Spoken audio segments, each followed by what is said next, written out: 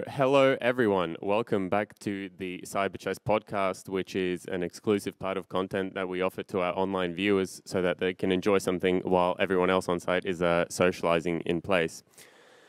Now, for the first podcast this year, I've chosen a little bit of an extravagant title, Destruction in Production, that is fueled by sort of one of the types of incidents that is occurring more and more.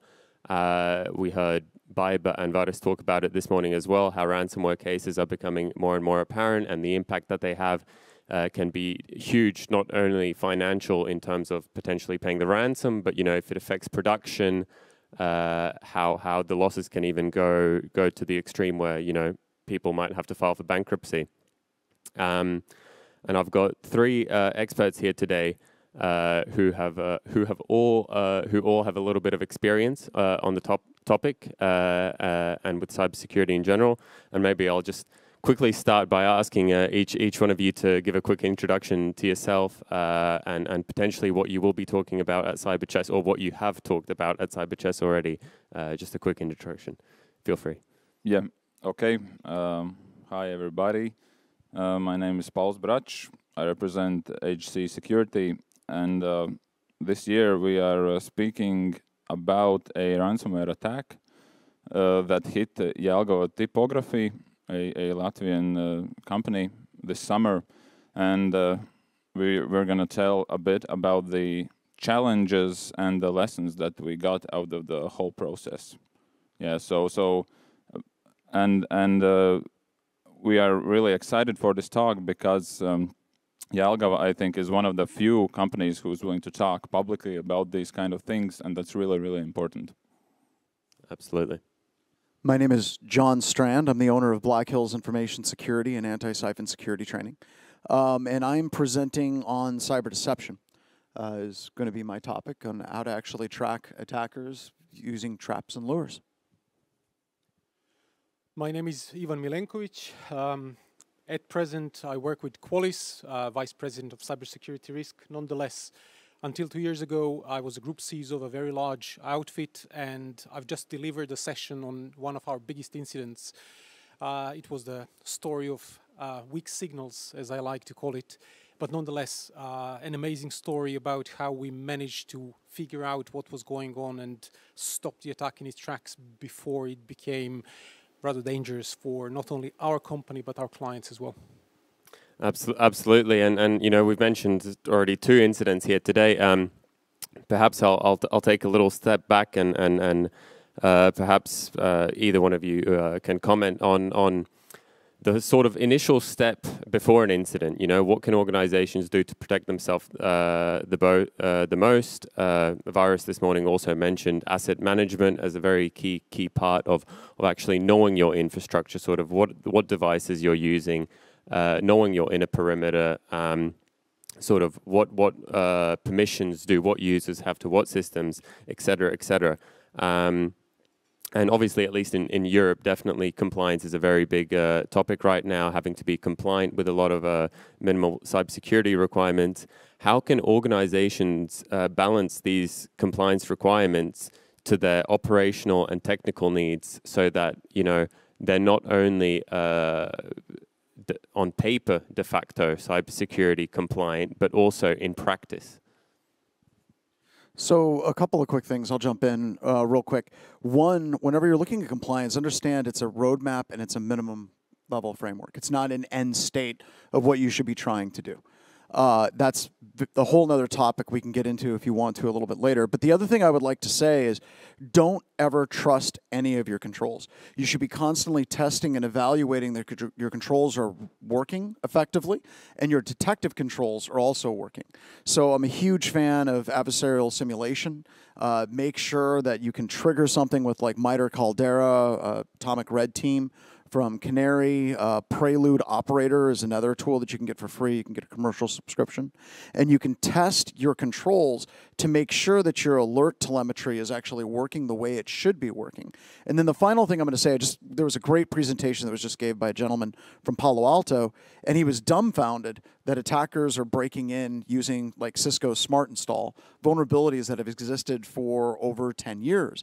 I will say, and I'd love to hear from Qualys on this as well, so many of what we see in ransomware attacks are not cutting-edge hacker techniques, but a lot of really low-hanging fruit vulnerabilities that should have been addressed a long time ago for many organizations. So do a solid vulnerability assessment platform, do adversarial simulation, make sure that your detective controls are working appropriately. It's as if both of you actually sat in my session. This is fantastic, because some of the points we discussed were exactly on these topics. So when it comes to visibility, that was, I guess, my biggest point that I left the audience there with. Visibility is such an important thing. Try to really understand whether you do have full visibility of your environment, whether you really understand what's going on. You might have some, dark corners that you're not aware of. Hopefully, not many skeletons in closets, but nonetheless.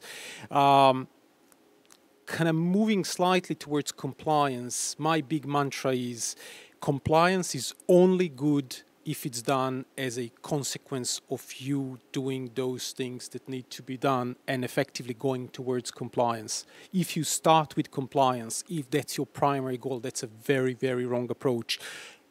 You make it as a tick box exercise. Yeah, maybe some benefits in short term, long term, definitely more work and more pain, especially what might happen. And again, on your point of controls, again, another big mantra is I associate 3 big C's with controls: coverage, configuration, capability. Understand the coverage, understand the configuration, understand the capability. I'll go the other way around. So capability, is your control actually good at mitigating or remediating a particular risk? Is it really a quality control? Configuration, I don't know how many times I've seen cases where people have the best technology in place, but then someone says, we might affect production, and then what people do is, okay, you know what, we'll leave it fail open. Go figure. And coverage, again, something that beat me in the past life. As I said, do you really understand whether the entirety of your environment is covered? Do you know that every single piece of equipment or whatever else you have in the estate actually is covered by those relevant controls? Absolutely, and that plays into a multitude of different issues and factors that we could talk about potentially, have it for the coverage as well. You need resources, you need staff that have the knowledge to be able to actually see the coverage, monitor the coverage. You also mentioned about having the best technologies. I think we all know that every best technology also comes with a learning time period of 3 to 6 months to correctly implement, and you also need to spend resources on that. But let's go forward to a real case example. We've talked about what you need to do in order to prevent or to be in the best position possible to prevent an incident. But Pauls, you've worked on an actual ransomware incident, where there was production was affected. It had issues. When systems go down, what are the sort of key factors that you have to take into account as a responder that sort of determines, whether this is going to take hours, days, or weeks, perhaps even?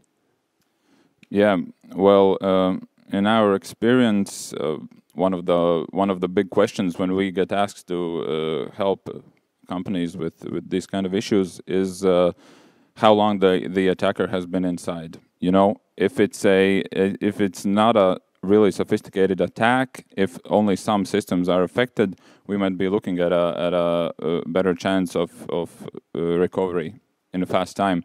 But there are a lot of cases where the attacker has been in the network for weeks, days, or even weeks, And what that means that they have spread out where they can. They have maybe even tried to learn what you are doing. And in this, like, for example, looking at backups, we had a great talk yesterday with a gentleman from the UK. They said, yeah, you might have backups, but the adversaries that are in your network, they understand that you have backups. They understand that you are trying to hide them. If they have the time, they will be looking for them, and so that means that they are not safe, just to add something small to that one, if I'm not mistaken, 2 weeks ago, ENISA published their regular annual report. You mentioned the time the attacker spent in. Unfortunately for all of us, the average these days is 9 months. 9 months before actually companies discover they've been compromised. So it's a terrifying stat. You know, it's interesting about that report because there's actually a little bit of difference in opinion, right? Some of the studies that are out there are saying that the dwell time for attackers has dropped down to less than a month.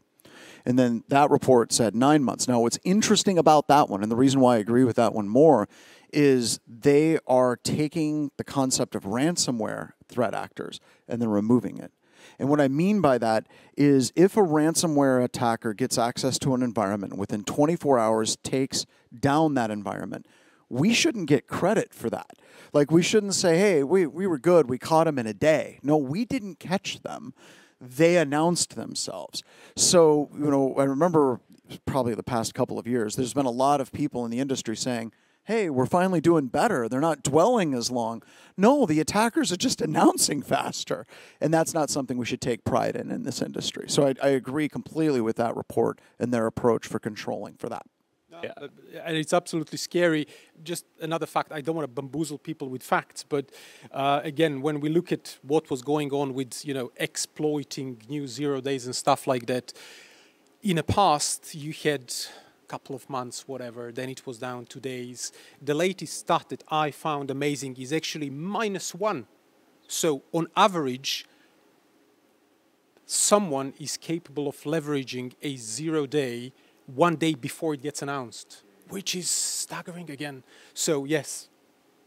No, a lot of good points, and I really personally love the comment about the dwell time, and I think it's something that should be said louder and to a wider audience, that the attackers are actually just announcing themselves and you know, they're not being discovered per se. One of the things that I usually I've thought about as well, we've mentioned vulnerabilities and, you know, the Cisco smart installs as well, where the vulnerabilities are low-hanging fruit, 10-year-old vulnerabilities and such. Is one of the issues that you sometimes see when working with organizations is perhaps the reason is also being understaffed and a lack of resources, but they perhaps try and focus on compliance only on their outer perimeter. Now, what I'm thinking about as well is, you know, they might think that they have vulnerabilities on edge devices per se or Exchange servers, and if they patch those, they're safe. But as we saw in a lot of talks as well today, and a lot of us know that the initial access is usually because of a human, whether it be a compromised email account or a compromised VPN account. And for actually, the devices that are located inside the inner perimeter are not patched and can further disrupt an attack. What are your thoughts on that? So I'm going to say yes and no. So yes, we are seeing unpatched vulnerabilities, but I think the definition of what a vulnerability is has evolved over the past 5 years. So if you're looking at traditional vulnerabilities, if you go back to Renault and Nessus and all that, we're going to scan and we're going to find vulnerabilities and then we're going to patch them. And we still haven't gotten on top of that. Many organizations are still struggling with that. But as that particular issue hasn't been addressed, as much as I'd like to see it, the whole other part of vulnerabilities that is completely missing from the vulnerability attack profile is post-exploitation, lateral movement, Active Directory configuration, cloud configuration.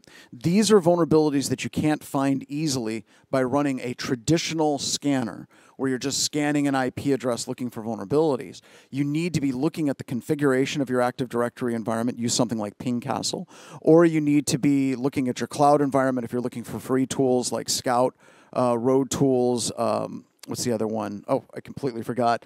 Graph Runner, one of the ones that we wrote, to look at your configuration and your security vulnerabilities as it exists in the cloud.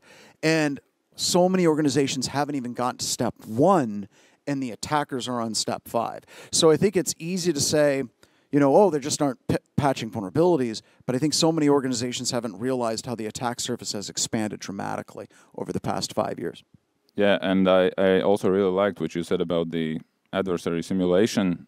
We are also big fans of them because one of the questions is, are your technical controls working? And then if we start a real simulation, we see, are your plans working? Are your people working as they should? If a crisis strikes, even if you have a business continuity plan, do you know how to use it? Is it even eligible? Is it still working because you wrote it like 2 years ago and you've changed your whole system? Yeah, I just want to use a quick example. We were working a ransomware case for one of our customers, and just as an example, I'm not going to name the vendor. I don't think they're here. I don't think they're one of our vendors that's up here. But in the middle of the incident, this is an organization that had 25,000 nodes, and we tried to query their EDR, and their EDR capped the results that they would give you for any query at 10,000. How are we supposed to do IR? You can't do your job then, yeah. You just can't. So that gets into the testing and evaluation. It would have been nice to have ran up against that before the incident occurred. Great, and I'd just like to chime in. Paul mentioned people. When it comes to vulnerabilities, all too often we focus our minds on technical vulnerabilities, missing patches, whatever, but unfortunately it goes so further than that. You can have technical vulnerabilities, you can have process vulnerabilities, you can have people vulnerabilities, and it's all the stuff that needs to be addressed. So yes, low-hanging fruit definitely, but don't get too narrow on just technology and missing patches. It can be so much more. And what would your absolutely, and we've talked about the consequences of an incident as such, and we mentioned compliance beforehand as well. Thinking now, a lot of companies, as I mentioned before, are understaffed. The resources are limited. What, in your opinions, would be the sort of best, let's say, places to start in order to sort of protect themselves against a ransomware incident, or perhaps, Pauls, what are the first initial things that stood out to you, or that that could have been better? I'm going to jump in real quick and kind of take that a slightly different angle. AI hit the scene in computer security just when we needed it. If you look at the growing complexity that we have in computer security, we cannot keep up. We have all these legacy vulnerabilities, we have legacy systems, and then at the exact same time, we're having organizations that are dropping on us new cloud services that we do not have time to address. It got here just in time.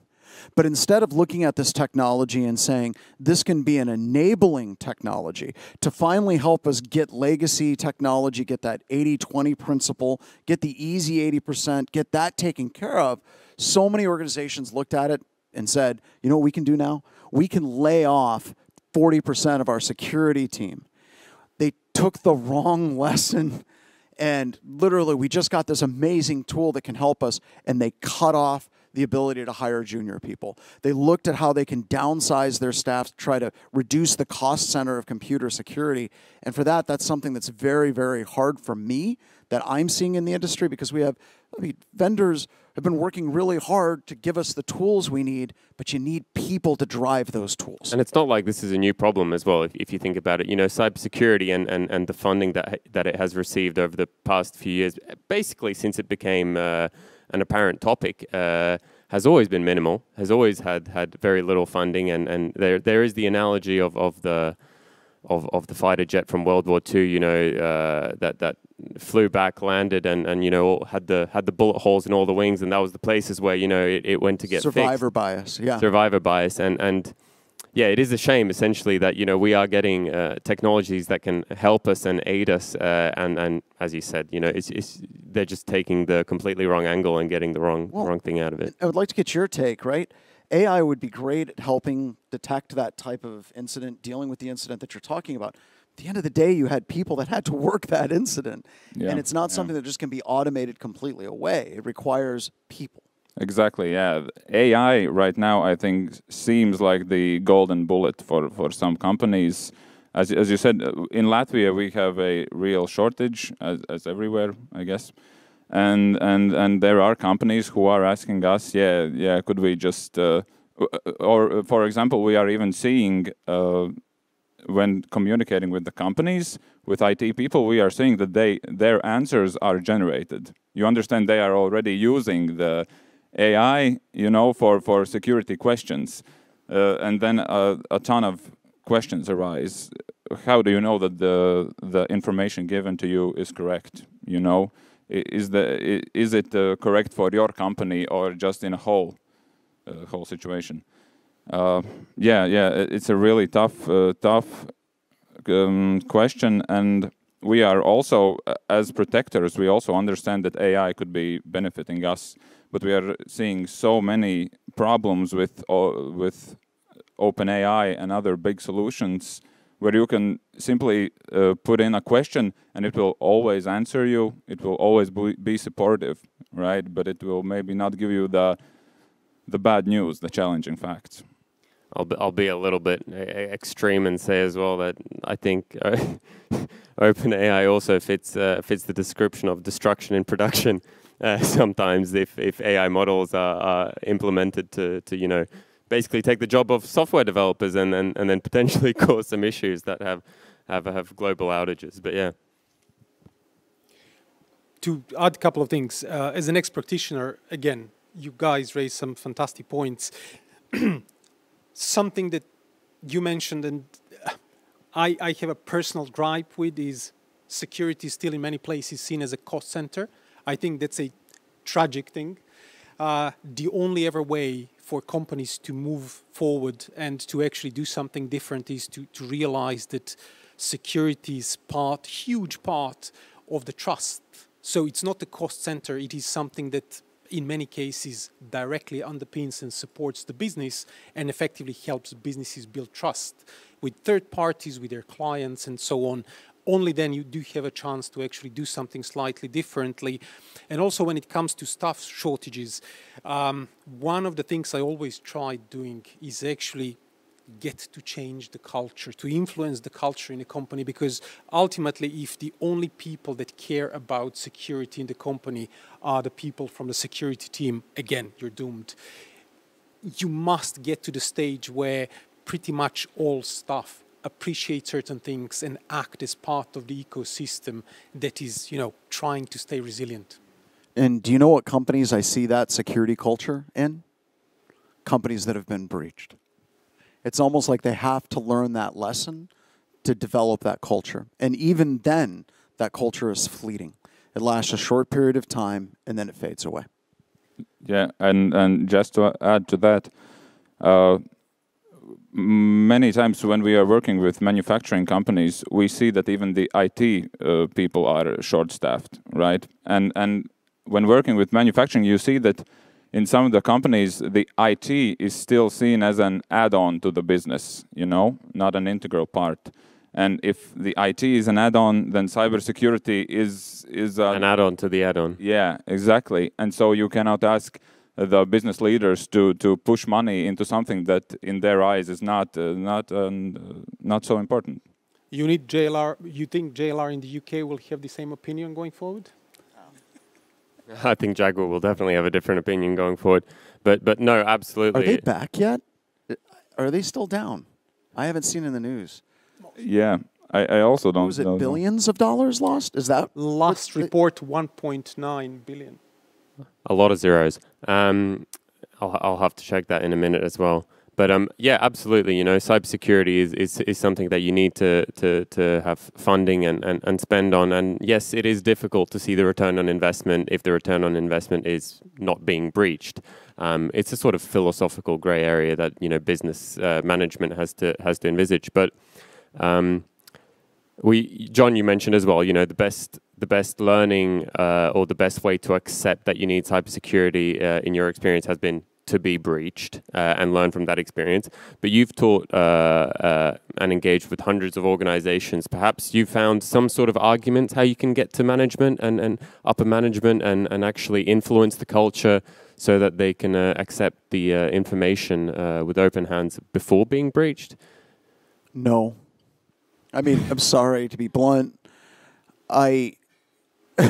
We have a little bit of a selection bias at BHIS. We don't really have an outbound sales team. All of it's inbound. And we do about 700 assessments per year. And a lot of the people that we're working with are people that have been practitioners. They've worked up the ranks. They understand that value. And that is becoming the norm, I think, in a lot of IT management, CTO, CISO type roles. The days, I mean, if you go back like 10, 15 years ago, the CISO would be the brother of the owner of the company's golf caddy, right? We need to have a CISO. Hey, Bill, you're a good drinking buddy. You tell good jokes. You can be a CISO, right? Those days are becoming, they're fading. And I think that that's a good thing. And one of the things I love to see is now I'm seeing companies when they're looking for the CTO, they're looking for a CISO role, whenever they look at someone's resume, they're looking for the resume of people that have been in the trenches and have dealt with large-scale breaches because they know that they have that experience, rather than looking at that as some historical personal failing. So I think it's getting better. We're seeing people that are rising up the ranks, kind of a meritocracy. It's not happening as fast as I'd like to see it. But overall, I'm seeing more and more people, whenever I sit down and have conversations with people that are in those leadership positions, they have great stories about the previous breaches that they've worked. So as much as you were up at night, you were stressed out, and you were working that is something that's going to feed your career and really, really help you, I think, rather than being a hindrance like it was for us, 15, 20 years ago. People would say, oh, wow, that person was part of that company and they got breached. We don't want to hire them. Now they're actively seeking people with that experience. Yeah, and to jump on that, also, I think there's a stone to be thrown in our garden from the technical side. We are the cybersecurity experts, but we do not know how to communicate the issues with the business side. And then we don't understand why doesn't the business side invest more? We are telling them about technical vulnerabilities, about some risks, but we need to work better in communicating the message of security, communicating the risks clearly, right? And also communicating maybe the small breaches more, because if the breaches are only a cybersecurity issue, the business side might not even know about them. We are drowning in issues, we are up all night, but the business thinks it's all okay because it doesn't go up the chain. Spot on. Again, as security professionals, we need to start talking the language of business. We need to start talking money. But to add to that, there is a change, and I can see, that light at the end of the tunnel is slowly appearing. So Richard Horne, Chief Executive of the UK's National Cybersecurity Centre, 2 weeks ago, NCSC published their annual report, and the big headline, quote from Richard, was, "It's time to act." And basically, openly, NCSC states that there is an imminent threat from cybersecurity to the national security and the economic health. And I think they're openly asking all businesses to act on it, which is on one side great news, because again, companies, executives can't hide behind ignorance anymore. That's a first step, I guess, but definitely we need to come to the party ready. We as in security professionals need to be ready to explain to our businesses where the issues are, why the issues are there. We need to educate them. So I want to talk about explaining security to management, okay? I think a lot of people in security, whenever we're saying you got to be able to speak business, I think that a lot of people in IT, they watch movies like Wall Street, and they think they have to communicate like that, and they're missing the point. So I'm going to give you some advice. If you're going to talk to managers, don't ever go into a meeting with management trying to dazzle them with your technical brilliance, ever. Whenever you're talking to management, the only thing that they want to know, there's two things. Number one, what are the levers that they can pull? And number two, have you done your due diligence? If you go into that conversation and you expect them to understand what you're talking about and you start getting into a bunch of technical jargon and you're trying to dazzle them with your brilliance, you've already lost them. But if you go in and very clearly state, here's what I need from management, they're going to push back. We call it belly button poking, where they poke you just a little bit to make sure that you've thought through your thesis, right? Then you can get technical and show that you've thought this through. Think about what the questions they're going to ask. Have you all evaluated alternatives? What are the costs of the alternatives? What is the cost of doing nothing? Be ready for those questions. Don't get offended. But always go in and very clearly and upfront Give them the levers that you need them to pull, give them options, and be ready to answer questions that you've clearly thought your solutions through. Yeah, I think that's an amazing point to finish on, and thank you for that. And in general, thank you all for accepting to be part of this podcast. And I think it was a very good discussion. I enjoyed it a lot myself. So enjoy the rest of the conference while you can. You two still have talks to go throughout the time, so enjoy those as well. Have good discussions, and once again, thank you very much for your time. Really appreciate it. Thank you. Thank you. Thanks.